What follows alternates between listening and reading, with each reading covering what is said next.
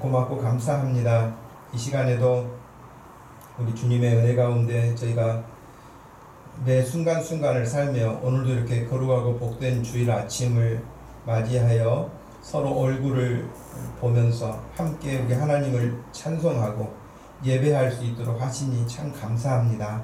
하나님 아버지 앞에 이 시간도 예배하기 위하여 이곳에 함께한 사랑하는 성도들에게 우리 주님이 세상에서 줄 수 없는 놀라운 은혜와 평강을 허락하여 주시고 이 시간도 드려지는 모든 예물들 주님이 축복하여 주셔서 이 땅에 생활하는데 물질에 어려움 당하지 않도록 하나님 축복하여 주시고 하나님이 일절 책임져 주시는 일을 늘 경험하며 간증하며 살 수 있는 하나님의 사람들 되게 하여 주옵소서.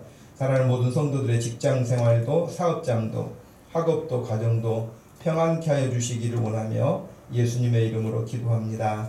아멘. 이 시간에는 하나님 말씀 시편 18편 1절에서 6절 말씀 보겠습니다.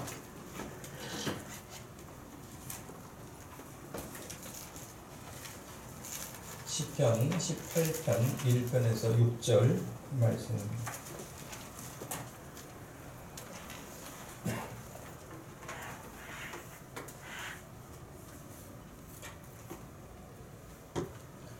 찾으셨으면 시편 18편 1절에서 6절 말씀을 같이 읽겠습니다.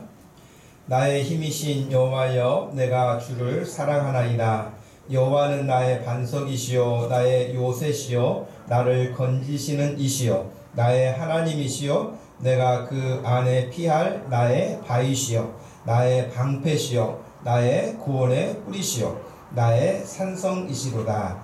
내가 찬송받으실 여호와께 아뢰리니 내 원수들에게서 구원을 얻으리로다. 사망의 줄이 나를 얽고 불의의 창수가 나를 두렵게 하였으며 수월의 나를 누르고 사망의 올무가 내게 이르렀도다.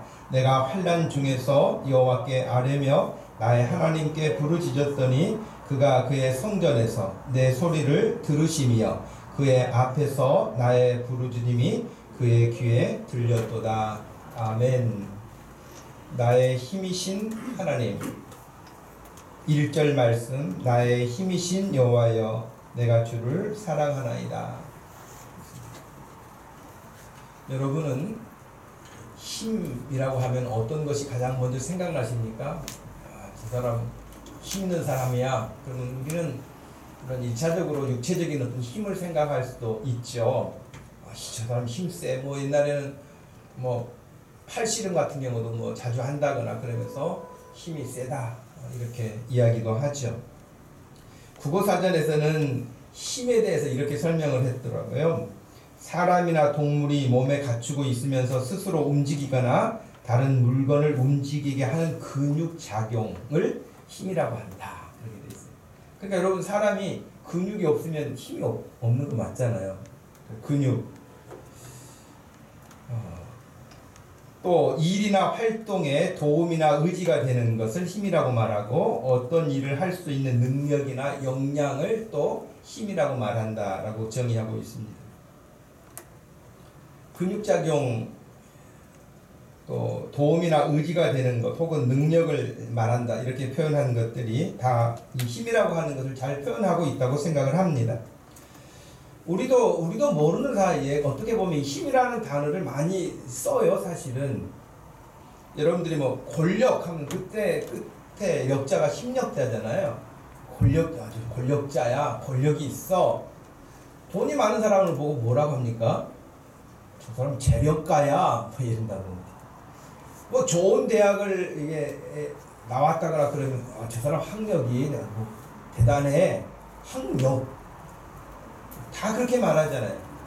끝에다 힘력자를 붙여서 뭐 나라를 말할 때는 국력이라고도 말하기도 하고, 어떤 사람은 건강하게 운동을 잘하고 이렇게 하는 사람 보면 저 사람 체력이 아주 짱이야, 뭐 그렇게 말을 하기도 하잖아요. 다 힘을 상징적으로 표현하고 있습니다.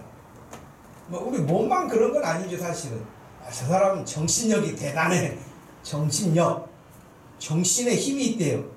아까 국어사전에서 정의한 것처럼 의지에 해당하겠죠. 다른 사람들은 쉽게 포기하거나 주저앉는데 포기하지도 않고 정말 끝까지 그 일들을 해내는 걸까요? 제가 가끔 종편에서 하는 서민갑부라고 하는 프로그램을 이렇게 보는데요. 그 사람들의 특징 가운데 하나는 뭐냐면은 정말 실패를 많이 한 사람들이 나와요. 한 번 했는데 바로 성공을 해서 갑부가 됐다 이런 사람 한 번도 못 봤어요. 정말 밑바닥까지 떨어져 가지고 너무 힘들고 어려운 상황에 있는데 포기하지 않고 끝까지 또 일어나고 또 일어나고. 제가 최근에 본 프로그램 가운데는 전국에 이렇게 꿀을 하는 양봉업자인데 이 사람은 여러 번 정말 실패를 거듭했었지만 이 사람이 똑같이 다른 사람하고 꿀을 따는데 배를 더 따요. 간단해요. 보니까 벌들이 들어가고 나가고 하는 부분이 있는데 전통적으로 사용한 것은 대나무를 엮어서 썼다는 거. 지금까지 그렇게 쓰고 있고요. 근데 이 사람이 가만히 보니까 벌이 들어가고 나가는데 불편하더래요. 그래서 그것을 스테인으로 바꿨대요. 벌이 빨리 들어가고 빨리 나가고 이를 배를 해서 꿀을 진짜 배로 딴대요. 그러니까 여러분 그냥 전통적으로 해오던 대로 그냥 배운 대로만 하고 있으면은 그런데 동일한 시간을 보내면서도 그래서 그 사람이 지금 3년 실패를 거듭했던 사람인데 3년 만에 몇 억씩 소득을 내는 갑부가 된 거예요. 그래서 똑같은 일을 하는 것 같지만은 좀 창의적인 생각이 필요하다. 해오던 방식대로만 할 것이 아니라 남들이 미처 생각지 못했던 것. 참 이게 우리가 살아가는데 지혜로 필요한 부분이지 않을까 생각을 합니다. 그래서 우리가 어떤 힘이 없으면 뭔가를 하고자 하는 의지가 없으면 쉽게 무너져 버리고 포기하는 경우에 해당하겠죠. 또 힘이 없으면 사실은 굉장히 불편해요. 여러분 몸이 좀 아프거나 그러면 일단은 몸에 힘이 빠져나가는 거 아닙니까? 힘이 없으니까 만상하다 귀찮고요. 재미가 없어요. 아무리 누가 막 재미난 프로그램을 보면서 웃고 떠들어도 자기 몸 아프면요 다 귀찮은 거예요. 그죠? 몸이 귀찮으면 식욕도 떨어져 가지고 음식을 딱 안 먹어요. 그러니 계속 악순환이 이루어지겠죠. 힘이 없으면요 불편해요. 우리가 재력가까지는 아니라 할지라도 돈 없으면 불편하잖아요. 건강 잃으면 불편하잖아요. 배움이 없으면 또 불편하잖아요. 모든 영역에서 다 마찬가지입니다. 그래서 우리에게는 힘이 필요합니다. 그리고 어떤 때는 힘을 얻기도 하고 어떻게 하면 힘을 잃어버리기도 하고 심한 경우에는 절망에 빠지기도 하죠. 또 힘을 얻기 위해서 절제하기도 하고 다른 사람 안 할 때 인내하면서 노력하기도 하고 하는 것. 그런데 이제 사람들 중에는 다른 사람에 있는 힘을 뺏어오기 위해서 거짓말을 하는 사람도 있어요. 그런 경우도 있죠. 그런데 지금 우리가 읽었던 이 시편 말씀에서는 나의 힘이신 여호와여 라고 선포하고 시작을 하는데요. 다윗이라고 하는 이 믿음의 사람은 다른 것을 말하지 않고 하나님이 자신에게는 힘이라는 거예요. 여기 체력이니 재력이니 뭐니 다 지금 그만두고 그렇게 이야기를 하고 있습니다. 우리 예수님 믿는 사람들은 장난말로 뭐 그런 말도 간혹 하잖아요. 여기 지금 우리가 말씀드린 것처럼 정신력이라든지 체력이라든지 무슨 힘에 대한 이야기를 딱 할 때 믿는 사람에게 있어서 힘은 뭐라고 말합니까? 영력이라고는 별로 안 하잖아요. 대신 속된 말로 영빨이라고 말하지. 혹은 기도빨 뭐 이렇게 말하면서 그러니까 예수 믿고 하나님을 섬기면서도 그냥 힘이 없는 사람보다는 정말 뭔가 하나님 앞에서 분명하고 확신을 가지고 막 이렇게 하는 사람, 아주 영빨이 대단해 뭐 이런 표현을 하는 것처럼 우리의 속사람이 하나님 앞에서 하나님과의 관계 속에서 얻는 힘이 있어요.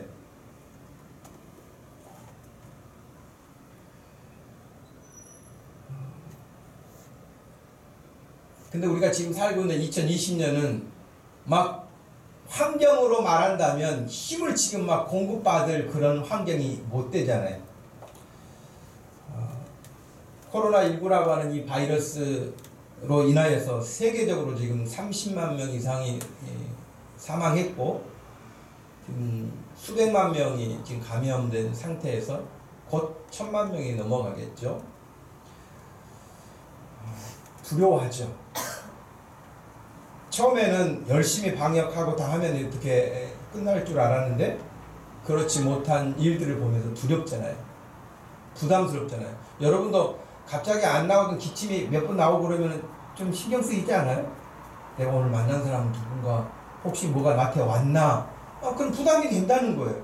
그런 어떤 전반적인 부담이 우리를 짓누른다고 하는 것은 굉장히 우리를 힘들게 하는 거예요. 그런데 이제 지금 우리가 좀 더 이런 환경에서 주의해야 될 부분 가운데 하나는 지금 이제 시작 단계잖아요. 이게 시작 단계인데 보통 이제 2차 감염이 폭등하게 될 것이다라고 하는 거 다 예언하듯이 그냥 지금 예측을 하고 있는데, 만약에 여러분 2차 파동이 오게 되면 얼마나 더 큰 피해가 우리에게 몰아치겠습니까? 우리 지금 그 인류 역사 가운데 여러 전염병 때문에 힘든 시간들이 있었지만은 가장 2차 파동이 크게 왔던 것이 스페인 독감이라고 하는 것이잖아요. 1918년도에 있었던 이 스페인 독감으로 여러분 죽은 사람의 숫자가 지금도 중국에서 죽은 사람의 숫자가 뭐 들락날락 하잖아요. 줄었다 늘었다 어떻게 진실인지 모르잖아요.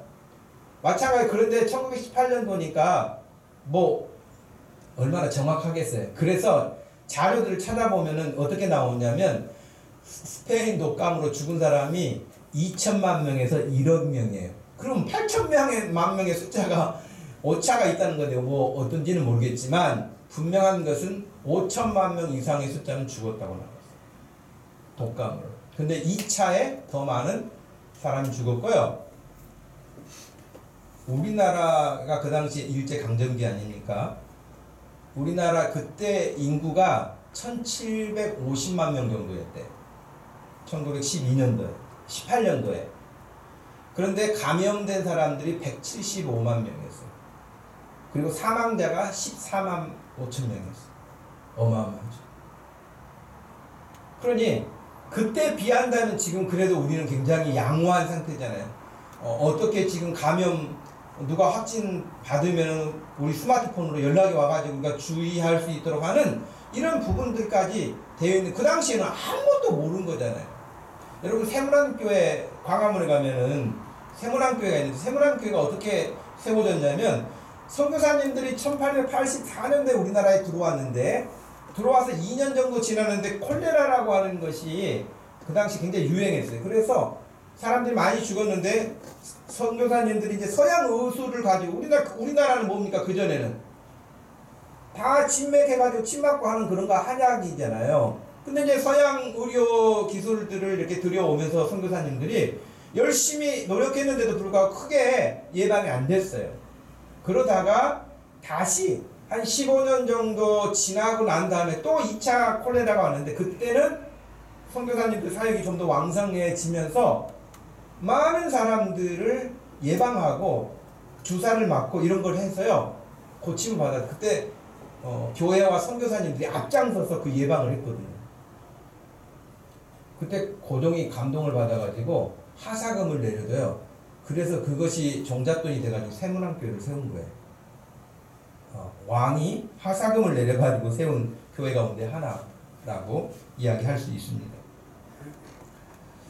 여러분, 이 말씀을 드리는 것은 어느 시대고 간에 그냥 쉽게 지내왔던 시대는 없다고 하는 것입니다. 지금 우리가 2020년을 살고 있는 지금 이 환경에서 사업하시는 분들은 사업한 대로 어렵죠. 장사하는 사람들이 장사가 잘 안 됐죠. 직장도 불안한 요건은 너무 많죠. 또 뿐만 아니라 우리 개인의 생활에 있어서도 불편함이 많고 아이들도 학교 생활도 제대로 못하고 얼마나 많은 부분들이 우리를 제약을 합니까? 이런 환경에서 우리가 어떻게 이 부분을 이겨낼 수 있을까? 여러분들의 가정의 재정의 부분이 압박을 받을 수도 있어요. 여러분의 장래 일들이 불안해할 수도 있어요. 여러 가지 일들이 여러분들을 억누를 수 있지만 이런 환경에서 우리가 믿음의 사람들이 어떻게 살았는가를 보고 우리 또한 그 삶을 배워야 한다면, 또 배울 수 있다면 그것은 지혜일 것입니다. 다윗이 이 시편을 썼는데, 다윗이 사실은 나의 힘이신 여호와, 나의 하나님 이렇게 말하기보다는 그는 왕이었고요. 전쟁을 많이 치른 사람 아닙니까? 그래서 하나님 앞에 성전을 짓고 싶어도 짓지 못할 만큼의 전쟁을 많이 치른 사람이에요. 그러니까 전쟁에서 살상이 많았고 피를 많이 흘렸기 때문에 하나님께서 너는 안 된다 라고 말씀을 하셨어요. 그 정도로 전쟁에 많이 나간 사람이거든요. 싸움이 많았던 사람이고. 그러면 다윗이야말로 자기에게 가장 필요한 건 뭐겠어요? 군사력 아니겠어요? 내가 왕권을 지키려면 군사력이 있어야죠. 국력이 있어야죠. 그렇게 말할 수 있는데 실제로 그는 군사력도 가지고 있었고요. 재력도 있었고요. 학력으로 따진다면 그의 지혜를 따를 사람이 없을 만큼 그는 지혜로웠고요.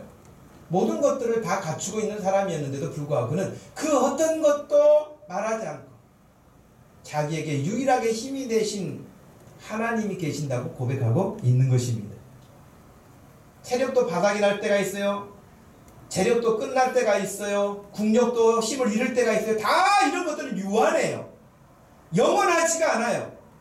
오직 하나님만이 영원히 변함이 없으심을 다윗은 너무나 잘 알고 있었습니다. 다윗은 자신이 살아왔던 삶의 원동력이 하나님께 있었음을 고백하고 있는 것입니다. 이것은 다윗만 그렇지 않고 다윗 이전의 사람도 그렇고요. 다윗 이후의 사람도 그렇고요. 2000년 전에도 그랬고요. 신약과 구약 가리지 아니하고 그리고 21세기를 살고 있는 저와 여러분의 시대도 여전하게 영원히 변함이 없는 힘의 공급처가 되시는 분은 하나님 한 분이신 줄로 믿습니다. 하나님 한 분만이 변함이 없으세요. 사람은 얼마나 변한지 몰라요. 제가 여러분 엊그제 큐티 하면서 로마 시대 사진 올려놓은 거 기억나시죠? 포도밭에 아주 고급 타일이 문양이 잘 새겨진 타일이 깔려있는 사진 여러분 보셨죠? 그 타일이 여러분 포도밭에 타일 깔아가지고 포도밭 만든 사람은 없었을 테고 거기가 고급 주택이었던 것은 분명한데 왜 포도밭으로 지금 바뀌었겠습니까? 큰 지진이 일어나서 묻혔든지 어떻게 했든지 큰 우리가 알지 못하는 일이 있었겠죠. 그러니 그 제국도 무너져요. 바벨론 제국이 얼마나 여러분 왕성했습니까? 페르시아 얼마나 왕성했습니까? 그런 왕권들도 다 무너집니다. 그러나 우리 하나님은 그때도 지금도 여전하게 변함이 없으십니다. 오나기는 다윗만이 그런 게 아니라 다윗처럼 하나님을 섬기는 모든 그 시대 사람들이 그리고 이 시대를 살고 있는 저와 여러분들이 다윗과 동일한 그 하나님을 섬기면서 우리의 고백 또한 그렇게 하나님 앞에 고백되어질 수 있는 그런 믿음 되기를 축복합니다. 그렇다면 다윗은 어떻게 해서 하나님이 힘이라고 했을까? 다윗은 어떻게 해서 하나님이 힘이라고 그렇게 생각을 할 수 있었을까?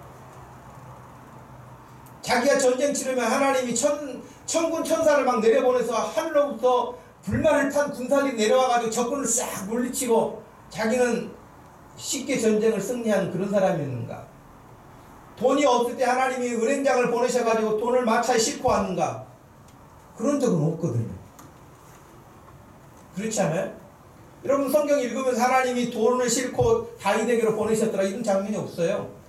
하늘에서 천군 천사들이 내려서 다윗을 대신해서 싸우더라 이런 말도 없어요. 물론 다른 본문에서 다윗 시대가 아닐 때에도 얼마든지 하나님이 정말 하나님의 방법으로 전쟁을 승리케 하는 그런 장면들은 많죠. 성경에 많습니다. 그러나 나의 힘이신 하나님이라고 했을 때에 다윗이 자기는 아무것도 안 하는데 하나님이 그냥 다 보내주셔가지고 일이 일어나는 그런 경우를 볼 수가 없다고 하는 것입니다. 그래서 먼저 기억해야 할 것은 여기서 다윗이 하나님이 나의 힘이라고 했을 때 그 힘은 어떤 힘인가? 그것은 하나님과 정서적으로 교감 상태에서 신뢰감을 갖고 있는 그 힘을 말합니다. 앞에 언급해 드렸던 여러 가지 재력이나 국력이나 군사력이나 정신력이나 이런 힘이 아닌 하나님으로부터 실제적인 힘이 다윗에게 공급되어져서 하나님과의 관계에서 변함이 없는 신뢰감. 근데 다윗은 변함이 없이 하나님을 믿었는데 하나님이 실망시켜 버리시면 다윗이 안 믿겠죠. 근데 예를 들면 다윗이 하나님을 절대 신뢰를 했어요. 근데 그 절대 신뢰한 다윗에게 하나님이 전혀 실망치 않게 그 신뢰감을 돈독하게 이루어주신 거예요. 여러분, 믿음으로 산다는 게 뭐냐? 여러분들이 하나님을 절대 신뢰할 필요가 있어요.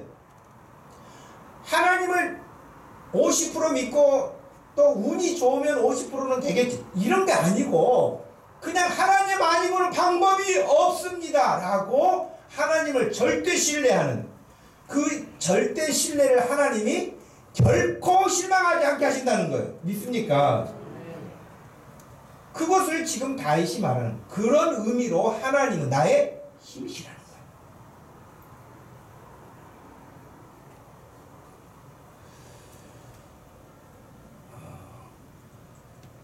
다윗은 이렇게 말을 했어요. 하나님은 나의 반석이시다. 나의 요새시다. 나를 건지시는 분이시고 그분은 나의 하나님이시다. 내가 그 안에 피할 바위가 되신다. 나의 방패가 되신다. 나의 구원의 뿔이 되신다. 나의 산성이시다. 그래서 여러 가지 은유를 통해 가지고 하나님은 정말 나에게 이런 분이시다. 그러니 나는 그 하나님으로부터 보호를 받으며 그 하나님이 내게 공급해 주시는 그 힘으로 나는 살고 있다 라고 하는 것을 고백하고 있는 것입니다. 반석, 나는 하나님이 내게 반석 되심을 믿는다 라고 했을 때 여러분, 반석, 이건 팔레스틴이라고 하는 그 지형에 따라서 우리가 이해할 수도 있는 건데 거기는 바위산도 많아요. 여러분, 저는 시내산은 가보지 못했습니다만은 시내산이 바위산이에요.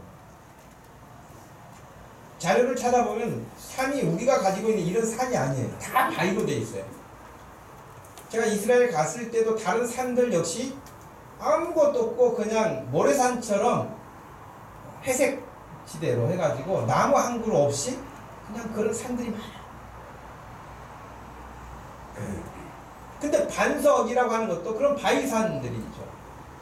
그런데 여러분, 반석 그러면은 반석이 바위를 기초로 삼았으니 얼마나 든든합니까?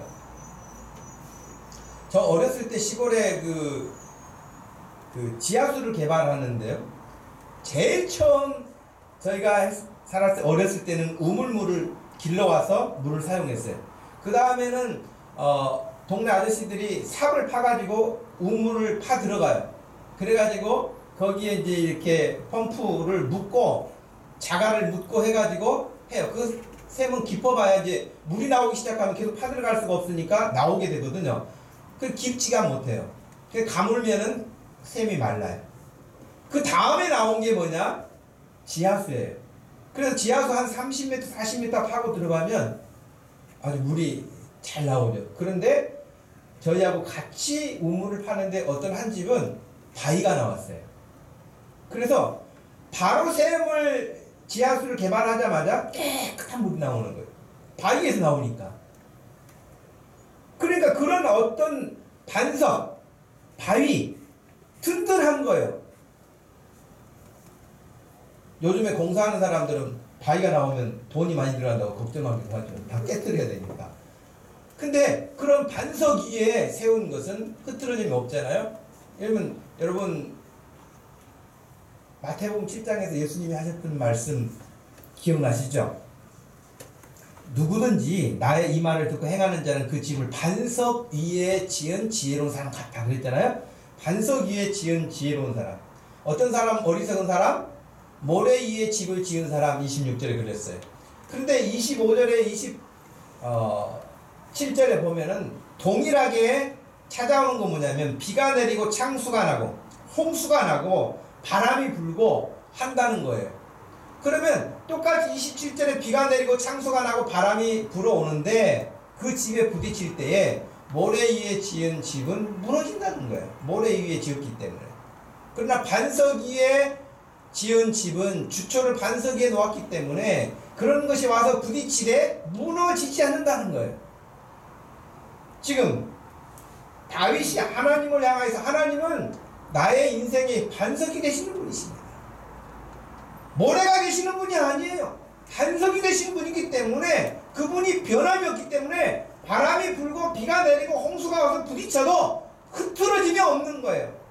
여러분이 믿는 하나님은 그냥 성경에 갇혀 계신 하나님, 문자적으로 계신 하나님이 아니라 실제적으로 여러분의 삶의 근간이 되시는 하나님이신 것을 기억하시기를 바랍니다. 네.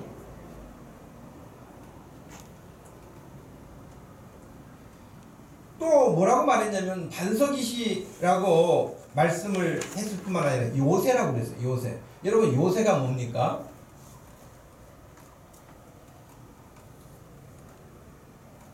이스라엘 지형에 있어서는 동굴이 많아요, 여러분. 동굴이 많아서 동굴은 들어가면 시원하잖아요. 그렇게 땡볕인 그 지역에서는 걸어 다닐 수가 없어요. 제가 한낮에 박물관에서 이렇게 견학을 마치고 나오는데 정말 머리가 벗겨질 것 같아요. 얼마나 뜨거운지. 그런 여러분, 광야 40년 동안에 하나님이 구름 기둥이 없었다고 한다면 그는 진즉 죽고 소멸됐을 거예요. 구름 기둥. 그늘만 있으면 시원해요. 습도가 없어서. 그런데 그렇게 뜨겁거든요. 요새는 동굴이에요.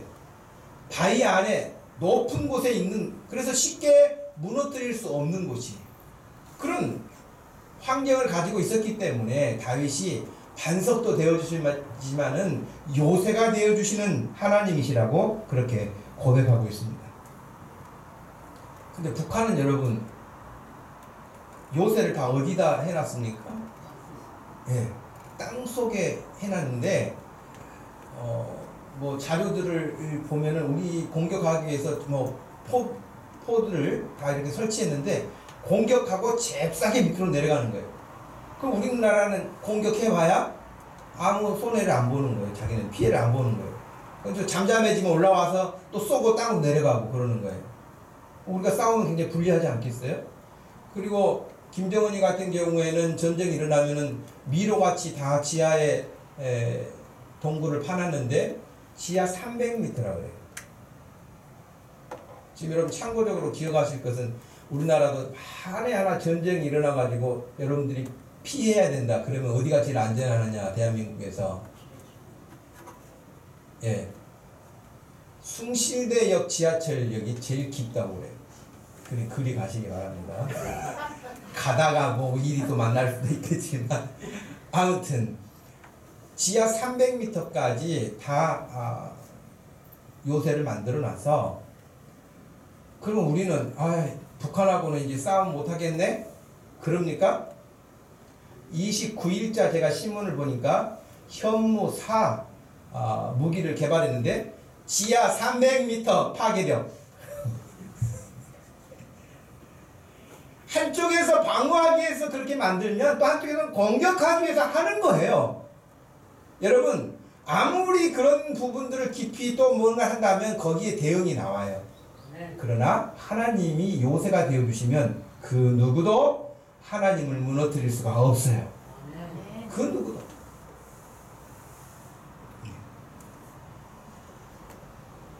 그런데 다윗은 하나님이 나에게 바로 그런 요새가 되어주신다 라고 고백하고 있습니다. 특별히 이 18편의 시편은 사울 왕이 다윗을 죽이려고 추격하고 다닐 때 그때 느낌을 그대로 고백하고 있는 거거든요.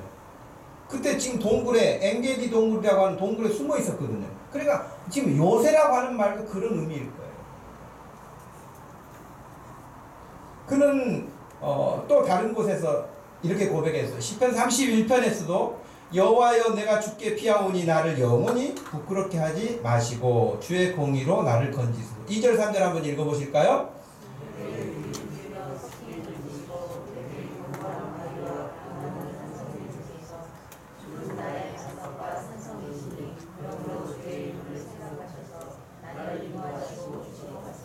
아멘. 여기서도 내게 견고한 바위와 구원하는 산성이 되어달라고. 주는 나의 반석과 산성이시라고 그렇게 고백하면서 간구하고 있습니다.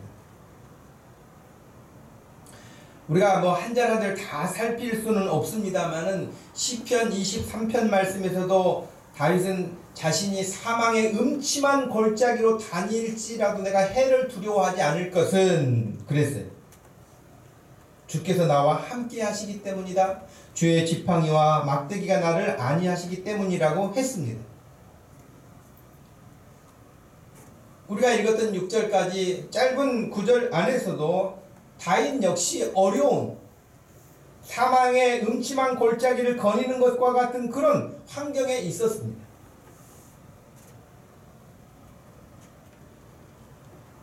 구원의 뿔과 산성이 되어주신다고 오늘 본문에도 분명히 말씀하고 있는 것과 같은 고백입니다.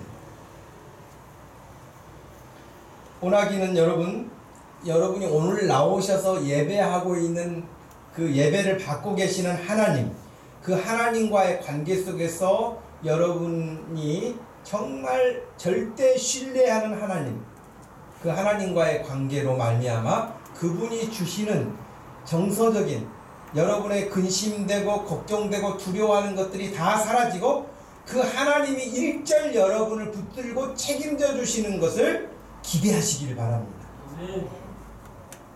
그 하나님은 변함이 없으시기 때문에 동일하십니다. 그렇다면 다윗은 이렇게 자신의 철저한 방패가 되어주시고 안전한 보호자가 되어주시는 하나님을 어떻게 했습니까? 다윗이 이런 하나님을 향해서 했던 건 몇 가지가 있습니다. 그것은 나의 힘이신 여호와여 내가 주를 사랑하나이다. 주를 사랑하나. 사랑밖에는 뭐가 없어요. 여기 지금 사랑이라고 하는 단어는 사실 히브리어 원래 뜻은 라함이라고 하는 건데 그것은 마치 엄마가 아기를 낳고 그 아기를 보면서 복잡한 신경이 그 아이에게 다 쏟아지는 것과 같은 그런 의미의 단어예요. 그래서 저는 애를 안 낳아서 모릅니다만 애를 직접 낳으신 우리 자매들은 아이를 낳고 그 아이를 어떤 눈으로 바라봤는지 제가 그걸 어떻게 알겠습니까? 저는 경험할 수가 없는 부분이니까 알 수가 없죠. 근데 이 사랑이라고 하는 단어는 그때 표현하는 단어로 부모가 자식을 참 긍휼히 여기는 그런 마음으로 더 나아가서는 하나님이 우리를 긍휼히 여기실 때 쓰는 단어예요. 근데 다윗이 하나님을 향해서 내가 하나님을 그렇게 사랑한다는 거예요. 그래서 어떤 학자는 이렇게 해석했더라고요. 여러분 자식이 여러분에게 힘이 됩니까? 아직까지는 힘이 안 되고 골치만 아픕니다. 뭐 그런 사람도 있을 수 있고요. 근데 이제 나이가 점점 들어가고 힘 빠지고 그러면 자식이 힘이 된다. 그런 경우도 있잖아요. 자신이 힘이 되는. 그래서 어떻게 보면 하나님이 무슨 도움이 필요하시겠어요. 그런데 다윗이 하는 말이 좀 어린아이 같은 기특한 표현이죠. 제가 하나님께 힘이 되어 드릴게요. 와, 그런 표현과 같은 거예요. 여러분 여러분 자식들이 여러분에게 어버이날이나 또 여러분 생일을 맞이하거나 그럴 때 지금 엄마 아빠 제가 지금은 돈이 없어서 뭐 어떻게 해드리지 못하지만 10년만 기다려서 10년 후는 제가 아주 크게 성공해가지고 이것도 해드리고 저것도 해드릴 테니까 그럼 여러분 그런 말 들으면 기분 나빠요? 말이라도 기분이 좋잖아요. 그죠? 똑같아요. 하나님 앞에서 우리가 내가 하나님을 사랑한다? 뭘 사랑하겠어요? 근데 다윗은 그럼에도 불구하고 그 어린아이가 부모님 앞에서 제가 나중에 크면 이것도 해드릴게요 저것도 해드릴게요 뭐 그런 것처럼 그런 표현이 그런 마음이 여기 담겨져 있는 거예요. 여러분 하나님 앞에 이런 이야기는 많이 해도 괜찮아요. 저는 맨날 공수표 남발하고 있구나. 하나님 그렇게 생각하지 않으세요. 하나님 제가 이것도 할게요 제가 이것도 할게요. 그러면 하나님 힘드시죠? 지치시죠? 실망하셨죠? 제가 실망 안 가게 해드릴게요. 이런 표현들 할 수 있어요. 하나님이 그런 쓸데없는 소리 하지 말아라 그러시지 않아요. 기쁘게 받아요. 지금 다윗이 하나님 앞에 그런 고백을 합니다. 나의 힘이신 여호와를 내가 사랑합니다.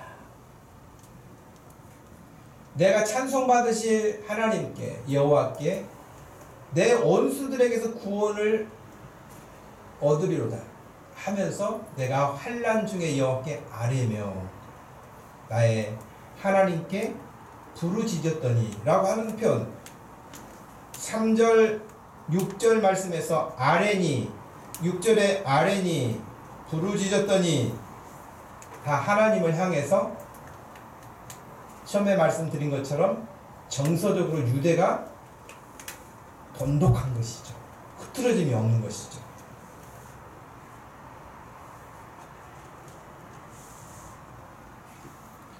다윗은 이 시편을 쓸 때에 오늘 날씨도 좋고 시를 한 편 쓸까 그렇게 해가지고 사색하다가 쓴 게 아니에요. 자기의 일상생활에서 체득되어졌던 그 하나님을 회상하면서 정말 하나님은 나에게 이런 분이시야. 이런 분이셨어. 지금도 이런 분이셔. 라고 하는 그 고백이 이 시편에 담겨 있는 거예요. 그렇기 때문에 이것은 단순하게 다윗이라고 하는 한 신앙인의 고백이 아니라 그 하나님을 동일하게 섬기는 저와 여러분에게도 동일한 고백일 수 있는 그런 말씀인 줄로 압니다. 또 찬송한다고도 했습니다. 기도한다고도 했습니다.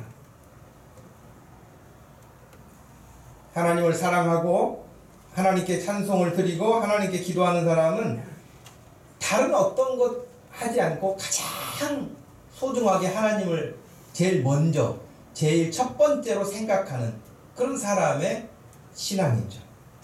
항상 하나님이 제 1위에요. 제일 먼저예요. 믿음이 없을 때는 사람들이 왜 저러는가? 저 사람은 왜 저러는가? 믿음이 없을 때는 그럴 수밖에 없어요. 근데 믿음이 생기면 하나님을 만나게 되면 하나님의 은혜를 깨닫게 되면 그 다음부터는 뭐든지 첫 번째가 하나님이 돼요. 뭐든지 좋은 게 있으면 하나님께 드리고 싶어요. 뭐든지 좋은 게 있으면 하나님과 함께 하고 싶어요. 그것이 하나님을 만나는 사람의 특징이죠. 저는 여러분의 믿음이 그런 믿음 되기를 축복합니다. 네. 정말 하나님이 너무너무 좋아서 너무너무 좋아서 네. 어제 청년부가 와서 청소를 했어요. 청년부가 청소를 했는데 배달민 간사님하고 정수용하고 마지막 감독자로 서진영이가 와서 잘했는 거 돌아보고 갔어요. 또 부장님도 오셔서 하고 권사님 안진남 권사님도 청소하고. 근데 수영이가 청소하는데 제가 지금까지 그 교회 청소 이렇게 하는 걸 봤거든요. 집사님들 하는 것도 제가 10년이 넘게 지금 본 거 아닙니까? 근데 의자 닦는데 수영이가 제일 열심히 닦았던 것 같아요. 근데 어제 보니까 다 하나씩 펴가지고 뒤에 걸레로 다 닦아내더라고요. 청소 그렇게 잘하는 줄 처음 봤어요. 예. 근데 수영이가 청소를 그렇게 했는데 속에 다른 애들은 나오지도 않고 으씨 이러면서 열심히 막 심주면서 닦았다 그러면 얼마나 속상하겠어요. 근데 정말 주님을 너무 사랑하는 마음에서 여기도 닦고 여기도 닦을 때가 있네 그러면서 닦으면서도 하나님을 사랑하는 그 마음 때문에 그렇게 할 때는 마음이 얼마나 기쁘겠어요. 수영아 어제 그렇게 했겠지? 아무 생각 없었어. 너무 솔직해도 좀 문제가 있어. 예. 근데 여러분 우리 마음에 정말 주님을 사랑하는 마음을 가지고 그렇게 할 수 있는 거 얼마나 복입니까? 그래서 흥얼거리면서 할 수 있고 찬양하면서 할 수 있는 거 아니겠습니까? 예.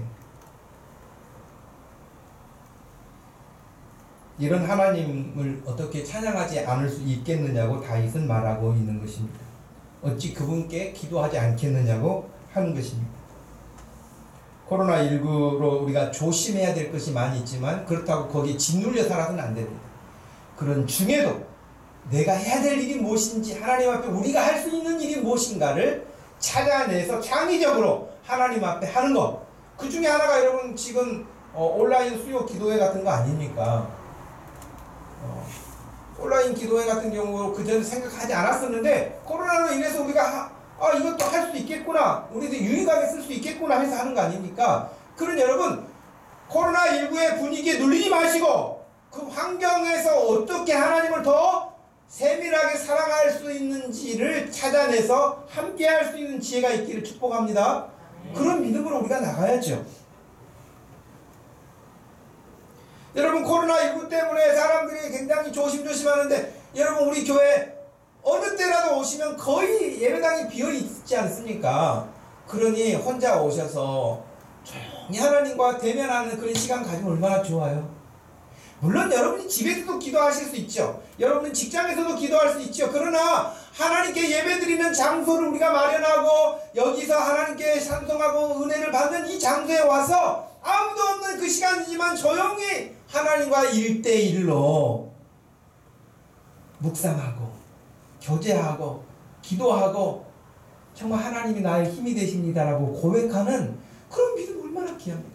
여러분 코로나19를 통해서 여러분의 그런 하나님과 1대1로 대면하는 시간을 늘려가시길 바랍니다. 그런 시간을 여러분 가지세요. 마지막으로 그는 하나님의 은혜를 말합니다. 지금 자신의 처지를 4절에서는 사망의 줄이 나를 얽고 그랬어요. 불의의 창수가 자기를 두렵게 한다고 그랬어요. 수월의 줄이, 지옥의 줄이 자기를 두르고 사망의 올무가 내게 이르렀. 이 단어들이 전부 다 절망적이고 두렵고 불안한 거 아닙니까? 사망, 불의, 지옥. 지금 환경이 그렇다는 거예요. 우리 인생이 좀 비슷하지 않습니까? 여러분 우리가 인생을 살아가는데 다 이런 일이 와요.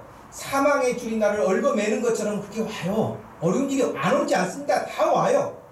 어떤 사람은 빨리 오기도 하고 어떤 사람은 늦게 오기도 하고 그 차이는 있지만 인생에서는 다 그런 일이 옵니다.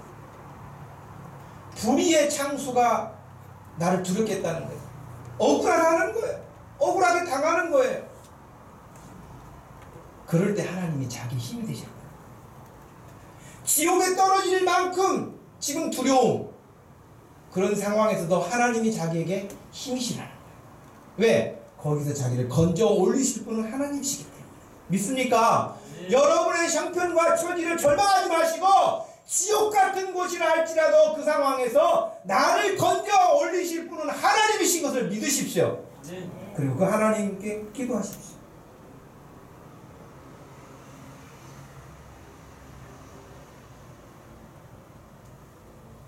어떤 사람은 그 어려운 일을 만나면 불평만 합니다. 두려워하기만 합니다. 원망만 합니다. 또 어떤 사람은 나름대로 자기 힘으로 버텨봅니다. 의지를 가지고 버팁니다. 그러나 우리는 그런 일을 만날 때 하나님 앞에 손을 들고 나가는 것입니다. 주의 도움을 구하는 것입니다. 주님을 찬양하는 것입니다. 주님을 더 신뢰하는 것입니다. 우리가 가야 할 길입니다. 우리는 이를 악물고 버티는 사람들이 아닙니다. 하나님께 감사와 찬양과 영광을 돌리는 사람들입니다. 그 하나님이 나의 힘이시기 때문에 그렇습니다.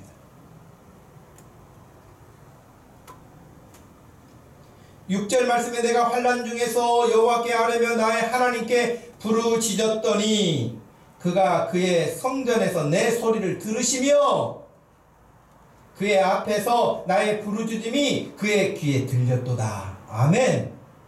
여러분 하나님 앞에 와서 기도하실 때 하나님이 귀를 기울여서 듣고 계세요. 들으세요. 여러분 하나님과 그런 깊은 교제를 해보고 싶지 않으세요? 도전해보세요. 도전해보세요.